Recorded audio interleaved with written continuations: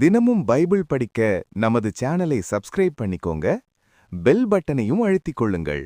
இன்றைய வசனம் 11 தொடங்கி 24 முடிய 11. அப்பொழுது அவர், நீ நிர்வாணி என்று உனக்கு அறிவித்தவன் யார்?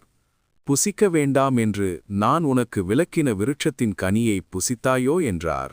ஆதியாகமம் 3:11. அதற்கு ஆதாம், என்னுடனே இருக்கும்படி தேவரீர் தந்த ஸ்திரீயானவள் அவ்விருட்சத்தின் கனியை எனக்கு கொடுத்தாள், நான் புசித்தேன் என்றான். ஆதியாகமம் 3:12. அப்பொழுது தேவனாகிய கர்த்தர் ஸ்திரீயை நோக்கி, நீ இப்படி செய்தது என்ன என்றார்.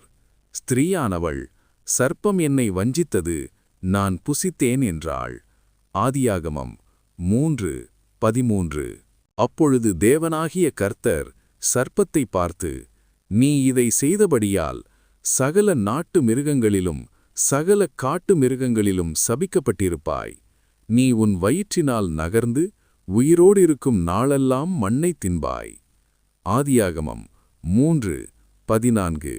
உனக்கும் ஸ்திரீக்கும் உன் வித்துக்கும் அவள் வித்துக்கும் பகை உண்டாக்குவேன். அவர் உன் தலையை நசுக்குவார், நீ அவர் குதிங்காலை நசுக்குவாய் என்றார். ஆதியாகமம் 3:15.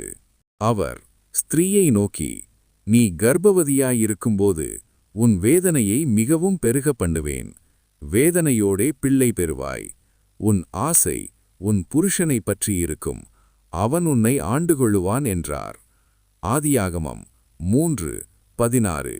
பின்பு அவர் ஆதாமை நோக்கி, நீ உன் மனைவியின் வார்த்தைக்கு செவிகொடுத்து புசிக்க வேண்டாம் என்று நான் உனக்கு விலக்கின விருட்சத்தின் கனியை புசித்ததினாலே பூமி உன் நிமித்தம் சபிக்கப்பட்டிருக்கும்.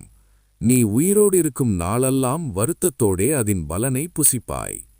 ஆதியாகமம் 3:19. அது உனக்கு முள்ளும் குறுக்கும் முளைப்பிக்கும், வெளியின் பயிர் வகைகளை புசிப்பாய். ஆதியாகமம் 3:18.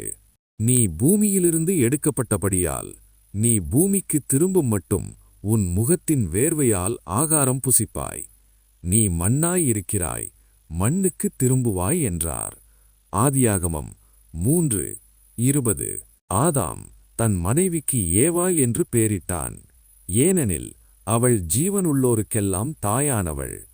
ஆதியாகமம் 3:20. தேவனாகிய கர்த்தர் ஆதாமுக்கும் அவன் மனைவிக்கும் தோல் உடைகளை உண்டாக்கி அவர்களுக்கு உடுத்தினார்.